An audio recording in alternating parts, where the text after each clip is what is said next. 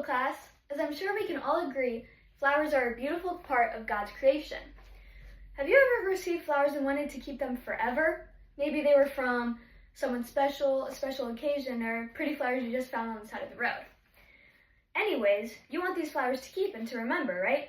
So I'm going to give you 5 ways to properly keep these flowers and preserve them. The first way is air drying. Air drying is very low effort and requires very few material. First, you'll take your flowers and you'll wrap them with something around the stem to hold them together. Then you will flip them upside down to tie them to something for them to hang up on. You will then place them in a dark location for about 2 weeks. Bulkier flowers may take longer to dry. After this process, the flowers will be papery, stiff, and brittle with no moisture. That's the first way. The second way, you will be pressing flowers. Pressing flowers also requires little to no effort, and it also requires very few material. So you will first take your flower and you will place it on any type of paper. Parchment paper works great for this. You could also place it on an absorbent material such as a paper towel. You will then fold that piece of paper or paper towel over the flower and place it inside of a book. Next, you can place heavy objects on top of the book to press the flowers down more. Now, the amount of time that it takes to press flowers varies on the type of flower. It usually takes about a week or 2, but with bulkier flowers it takes longer than that. Once the flowers are flat, you can style them any way you like. I like to put mine in cute little picture frames. So, the third way is to bake flowers.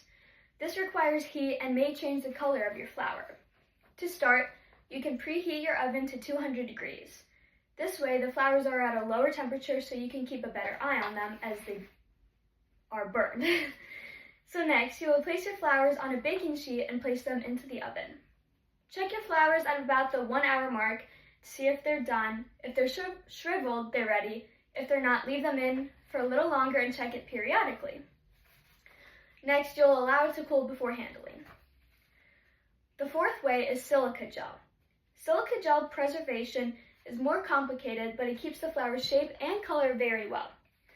Silica gel is a drying mixture that contains type of crystals and absorbs moisture. First, you will pat your flowers dry. Then you can pour your gel into a container. Then add your flower on top of the gel and add more of the gel to cover it so that it's fully submerged. Make sure it's in an airtight container, and then you will wait about 2 to 7 days for the flowers to be fully dry and ready to remove. Now the fifth way to preserve flowers is resin preservation. So this way, it's also more complicated, but it creates a beautifully captured flower in resin with the same shape and the same color. So first, you will pour your resin into the appropriate mold that you wish to have your flowers in the shape of. Next, you will add your flowers into the mold, then add more resin on top so that it is fully submerged into the resin. Now, the resin cures best under heat, so that's the best way to make sure that it's done. And then when it's fully dry, you have to make sure that it is cooled before you handle it. In conclusion, it's important to think about preservation methods for the style that you want your flowers to be. Some of the simpler options are very easy and they take little to no effort, but the harder options create beautiful flowers. Some are simpler than others, but all methods help you to hold on to beautiful flowers and memories. These are just a few starting ideas to begin your preservation journey. Thank you.